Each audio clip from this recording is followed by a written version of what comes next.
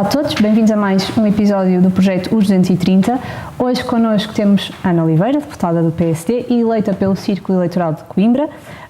Bem-vinda, Sra. Deputada. Muito obrigada e obrigado pelo convite. Vamos começar com uma ronda de questões rápidas.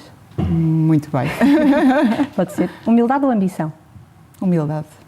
Cães ou gatos? Cães. Campo ou cidade? Boa pergunta. Eu agora estou um bocadinho dividida. Mas cidade, sim. Coletividades ou associações recreativas? Eu acho que as duas estão interrelacionadas. Associações recreativas. Coimbra ou Figueira da Foz? Figueira da Foz. Orçamento de Estado ou orçamento do Estado? Orçamento do Estado. 230 ou 180? 230. Foi uma conta muito rápida mesmo. Agora, até para conhecermos um bocadinho melhor, a nível de gostos, a Ana, diga-me assim, um livro que goste. Eu gosto de ler. Confesso que há fases da minha vida que leio mais do que outras. Gosto muito de ler livros técnicos. A minha formação base é de psicologia e apesar de já não trabalhar na área há uns anos, é sempre uma área que eu gosto de explorar. Mas ainda assim vou a um livro da minha adolescência que me marcou, que é a Lua de Joana, que tem a ver aqui com o mundo da adolescência, com más decisões, com o mundo da droga, e foi um livro que me marcou muito pela forma tão real como apresentaram aquela história. Parte, inclusivamente, do programa da língua portuguesa, não é? Exatamente, fazia parte na altura, exatamente, sim. E foi um livro que me marcou muito. E um músico favorito? Um músico favorito? Eu gosto muito de música portuguesa, gosto muito de músicos portugueses, mas que também não cantam só em português, e se calhar um dos músicos que marca a minha vida e momentos felizes na minha vida, diria o David Fonseca. Ótimo, acho que foi. E um jornal de eleição tem? Um jornal de eleição, eu diria que os jornais regionais, os jornais regionais, neste caso o Diário As Beiras e o Diário de Coimbra, serão os diários que eu mais leio. Os órgãos de comunicação social locais, portanto, também são importantes. O facto de estar sempre próxima do que está a acontecer na minha região. E um país que nunca visitou e quer visitar? Um país que nunca... A Índia. Um hábito de que não abre mão, mesmo com tanto trabalho com o Orçamento do Estado agora? É difícil. Às vezes os dias de hoje fazem com que andamos um bocadinho sempre um pouco em modo automático. E criar hábitos simples que nos fazem começar bem o dia, às vezes deixamos um bocadinho de parte. Mas se calhar um hábito que eu não deixo de parte e faço quase instintivamente é os meus 5 minutos matinais, seja a hora que for, na varanda de minha casa ou na varanda onde estou aqui em Lisboa, a beber o meu café. E aí perguntar, com ou sem café? Questões importantes. Com café, essencial. A Ana é mestre em Psicologia Clínica e Psicoterapias. A sua profissão era secretariado, portanto... Sim, também passei por secretariado. A minha vida profissional passa por vários pontos, do qual me orgulho muito. Eu estudei Psicologia, era aquilo que faria para o resto da minha vida. Um dos trabalhos mais importantes e que me moldou enquanto pessoa, enquanto política, foi o facto de ter passado pela Santa Casa de Misericórdia de Lisboa, num projeto que fizeram na altura quando foram encontrados vários idosos que tinham falecido em suas casas de forma isolada. Um problema que ainda se mantém, não é? Eu tive a sorte, nessa altura, portanto, de fazer parte desse projeto, onde o Dr. Pedro Santana Lopes era provedor da Santa Casa e o Dr. Pedro Santana Lopes teve grande sensibilidade para essas questões. E participei nesse projeto, fez de mim outra pessoa, porque vi realidades muito agressivas, mesmo numa grande cidade como Lisboa. E, portanto, diria que foi um trabalho que me enriqueceu muito. E na altura, e ainda hoje digo muitas vezes, se calhar seria o trabalho que eu faria para o resto da minha vida, dentro da área de psicologia, mas muito na área social. Após isso, com a minha vinda até para o Parlamento, a vida foi-se moldando e eu sempre tive esta questão. É muito difícil, por muito difícil que seja, eu dizer que não ao novo desafio. Se calhar faz parte do meu feitio. E, portanto, no meio disto, aventurei-me durante 11 anos enquanto empresária. E mais tarde, que é, no fundo, a minha profissão base hoje em dia, estou ligada a parques de campismo e a ajudar na gestão de parques de campismo, neste caso do interior de Coimbra. E, portanto, essa parte do secretariado também vem daí. E, portanto, tenho feito um bocadinho de tudo. Tem um percurso absolutamente maravilhoso, pelo menos é super diversificado. Daí a minha questão, como e quando é que entra este projeto político na sua vida? Interesse? Este projeto político, aí está, vem do facto de eu aceitar desafios que não estou a contar naquele momento da minha vida, mas se aparecem ao meu alcance, por que não tentar lutar e tentar perceber se faz sentido ou não. Eu, muito nova, eu não venho de uma família ligada à política partidária, mas sempre tive, neste caso o meu pai especificamente, teve uma profissão que correu o mundo e desde sempre que, principalmente as horas das refeições, era falarmos sobre várias questões que aconteciam no mundo, que aconteciam em Portugal, portanto sempre fomos muito interativos nesse sentido e, portanto, aguçou-me esta perspectiva de querer fazer algo mais e poder participar na sociedade. E pensou em entrar numa juventude partidária ou recebeu antes um convite? Não, quer dizer, acabei por não receber o convite. Depois, ali por volta dos 20 anos, eu queria fazer algo diferente. Estava na universidade, ainda assim queria fazer algo que pudesse fazer a diferença. E já fazia algum voluntariado, mas achava que não era só isso que poderia fazer alguma diferença. E na altura senti que, perante o que existia, que participar ativamente na política, através de um partido político, fazia-me algum sentido. E foi muito claro a minha tendência para o Partido Social Democrata, por ser um partido humanista, próximo das pessoas. E, portanto...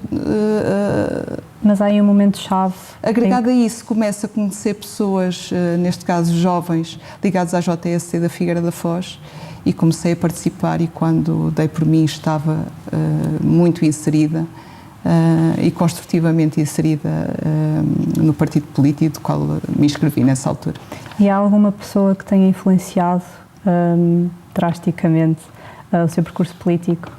Eu diria que antes do meu caminho de uma política partidária foi de facto o meu pai, por ser uma pessoa extremamente irreverente e com grande conhecimento sobre o mundo. Depois, já politicamente e na parte partidária, posso dizer que o amor ajudou nesse processo e portanto, o meu companheiro de vida até então era presidente da JSD e, portanto, tem sido, no fundo, aqui sempre a minha linha orientadora. Tem sido uma família com um sentido de missão. Sim, sem dúvida. Política. Sim. E nós já dissemos aqui que é mestre em Psicologia Clínica e Psicoterapias. Eu queria tentar entender como é que isso moldou a sua visão do mundo político. Compreender o outro. De termos a capacidade de perceber que existem outras opiniões. Um bocadinho, às vezes, contrariando esta lógica que existe no combate político atual, que é: eu tenho a minha opinião, o outro tem a sua opinião e por aqui ficamos. E quando eu vejo uma discussão como forma até de podermos perceber o outro e até considerarmos que parte da opinião do outro faz sentido e haver aqui este complemento. E eu acho que a psicologia dá o estudar a psicologia dá essa sensibilidade e se calhar é a grande base da minha formação académica, que a este nível, que me dá essa visão perante a política. E sente que consegue transmitir isso aos outros deputados e, portanto, de certa forma, influenciar também? Quer dizer, tento influenciar na minha postura habitual, através da ação, da minha forma de ser. E a Ana integra duas grandes comissões parlamentares, portanto, a Comissão de Orçamento, Finanças e Administração Pública, que já me disse ser uma novidade. É, totalmente. E a Comissão de Saúde. Portanto, eu tenho aqui algumas questões a propósito destes temas. Muito bem. Nós tivemos recentemente a discutir o Orçamento do Estado para 2026 e numa intervenção da Ana na respectiva Comissão de Orçamento, portanto, na audição da Ministra da Saúde, inclusive, certo. A Ana disse que o Ministério da Saúde conta agora com mais de 150 mil profissionais, sendo o número mais elevado sempre e sendo um sinal de recuperação e estabilidade. Tendo em conta os acontecimentos mais recentes na área da saúde, como é que se explica a correlação entre este número elevado de profissionais, que significaria a tal estabilidade, com estes acontecimentos no Serviço Nacional de Saúde? Pronto, eu estou a falar também especificamente na área de saúde e de cuidados de saúde primários, ou seja, na saúde mais próxima da população, que sinto, até localmente, que está muito melhor, há um acesso muito mais rápido e muito mais, eu diria, complementa bem o que as pessoas precisam. E esses profissionais de saúde fazem essa diferença. Digo também nessa intervenção que houve um aumento muito significativo no número de consultas, portanto o acesso está a ser muito mais célere. No que toca a situações muito mais específicas como estão a acontecer, e neste caso nos hospitais, os fatores são muito maiores, portanto a complexidade é muito maior. Nos hospitais, mas por vezes encaminhados pelas unidades locais, não é? Portanto acaba por ser um problema. Sim, porque já há muitas situações que os serviços de proximidade não têm capacidade de poder acompanhar e existe esta passagem para os hospitais. Depois os hospitais, temos aqui uma data de situações que vão demorar o seu tempo, mas que têm que ser revistas para haver esta coordenação que falta no acesso à saúde. Então, nesse caso, quais é que são as prioridades para a saúde? De facto, haver aqui uma estabilidade entre profissionais de saúde e haver aqui uma boa relação entre o Ministério e os profissionais de saúde e haver uma nova organização, porque quando olhamos, por exemplo, para o Norte, estas questões não se aplicam. Portanto, às vezes é olhar também para os bons exemplos, da forma como o Norte se tem organizado a nível de saúde. Acho que é positivo percebermos isso, portanto, e tentar, de alguma forma, aplicar no resto do país, porque o Norte, quer dizer, não tem propriamente urgências abertas em todos os locais, todos os dias. Mas as pessoas sabem, no momento em que precisam, os locais onde têm que se dirigir. E, portanto, perceber o que é bem feito e tentar existir este esforço de se conseguir fazer nisto no resto do país. Portanto, não me parece que seja impossível. Temos profissionais extraordinários que querem, de facto, ajudar, mas às vezes esta má gestão da organização hospitalar provoca caos no serviço e as pessoas estão em fragilidade, portanto, sentem de uma forma muito grande. Mas são questões que temos vindo a falar quase ano após ano. Exatamente. Portanto, sente-se otimista ou pessimista quanto à evolução? Vamos cá ver uma coisa. Eu vejo-me sempre otimista quando as pessoas, e neste caso os governantes, estão por bem e estão a tentar fazer as coisas da maneira certa. Agora sabemos que há aqui muitas situações que já se prolongam há demasiados anos. Por exemplo, havia muitas carreiras do Serviço Nacional de Saúde não são atualizadas e não eram atualizadas há mais de 20 anos. Portanto, existe aqui uma data de problemas ligados à saúde que têm que começar a ser revistos e que estão a ser revistos por este Ministério, não só nesta legislatura, mas que já um trabalho que já começou na legislatura passada. E, portanto, existe um caminho que começa a ser percorrido, sabemos que é um caminho que alento pela dimensão de situações que existem no Serviço Nacional de Saúde, mas estou convencidíssima que isto tudo chegará a bom porto, sempre com boas relações e com boas negociações entre os profissionais de saúde e o Governo, claro. Claro, parece que sim. E ainda no âmbito da saúde, mas agora a tocar um bocadinho na sua formação, vê alguma lacuna do ponto de vista de políticas públicas quando falamos de psicologia e psicoterapia? Aí está, o nosso Governo está no caminho certo, portanto está a contrariar esta lógica de que existe poucos profissionais na área da saúde mental no Serviço Nacional de Saúde e não só, quando vamos para a educação também está a existir medidas muito específicas para que haja mais apoio psicológico aos estudantes e esse paradigma está a mudar positivamente.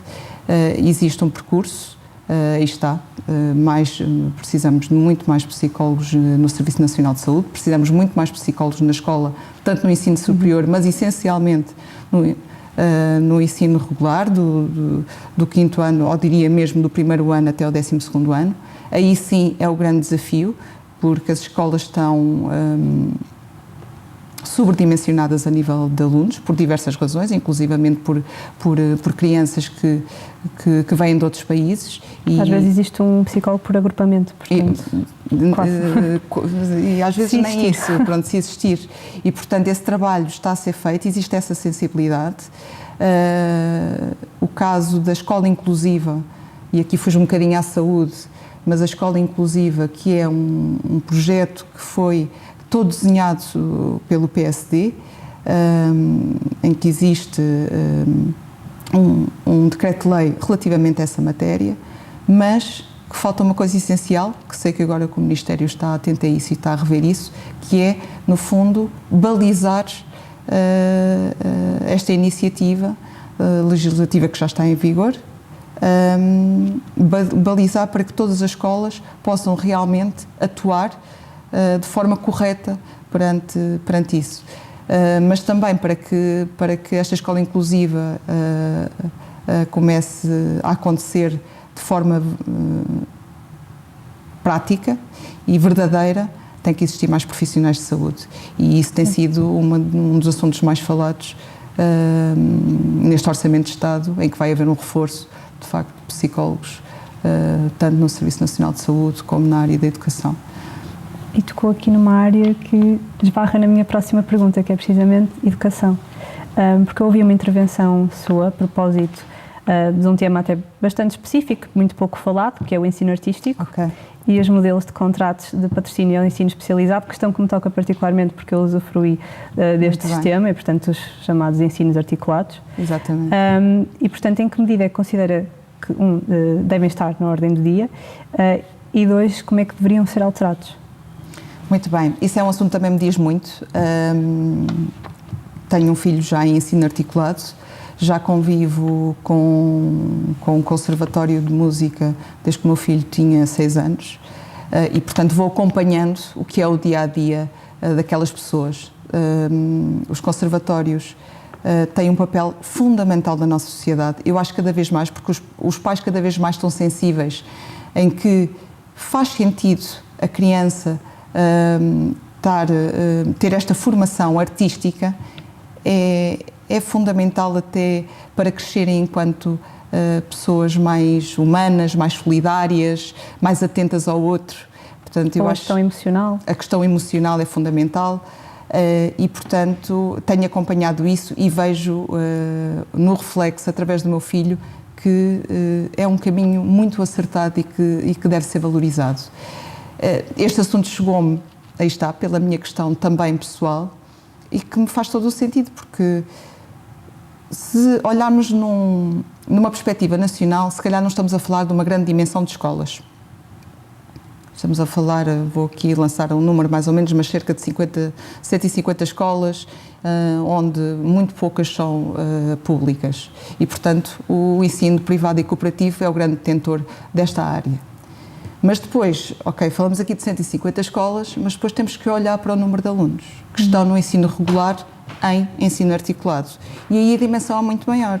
Estamos a falar de mais de 32 mil alunos, fora os alunos que estão nas escolas públicas. Portanto, este valor que eu estou a dar é do ensino cooperativo e privado. E, portanto, se não houver esta ajuda com alguma rapidez a esta mudança de valores por aluno aos contratos de patrocínio, temos sérios riscos que muitas escolas tenham que fechar. E isso vai ter um impacto no ensino regular gigante. Não é? Estamos a falar de muito mais de 32 mil crianças em que estão neste ensino. E, portanto, falei nisto neste Orçamento de Estado porque, de facto, acho fundamental que o Sr. Ministro, que sei que tem isso em linha de conta, estava no nosso programa eleitoral, mas que tenha urgência em levar este assunto agora à discussão e que consiga entrar aqui numa negociação com quem representa. Pelo menos eu gostava que mais gente tivesse essa oportunidade. Tenho aqui duas últimas questões. Muito bem. Uma fez parte da 12ª, 13ª e depois há aqui um hiato temporal de 8 anos para a 16ª e 17ª legislaturas. Certo. Quais são as mudanças que destaca ao longo destas legislaturas e o que é que a fez voltar? Portanto, aí está. Criou-se esse bichinho da política. As grandes, quer dizer, eu tive em momentos muito diferentes. Portanto, eu tive na altura com a governação do Dr. Pedro Passos Coelho e, portanto, aqui na bancarrota. Portanto, foi se calhar a legislatura que foi mais desafiante para mim. Depois passei por uma legislatura em que existia esta ligação entre esquerda e Partido Socialista, portanto esta geringonça e a atual legislatura onde estou agora, já um bocadinho vindo da legislatura passada. Os grandes desafios é que agora vejo muito mais esperança. Temos um grande governo, um grande primeiro-ministro e sinto que há muita coisa que vai mudar para melhor no nosso país. E destacaria esta legislatura como se calhar... Numa palavra, como é que resume Portugal? Esperança. Muito obrigada. Foi um prazer Obrigada. falar consigo. Obrigada por ter aceitado o convite. Foi um e gosto. contamos convosco para verem o próximo episódio.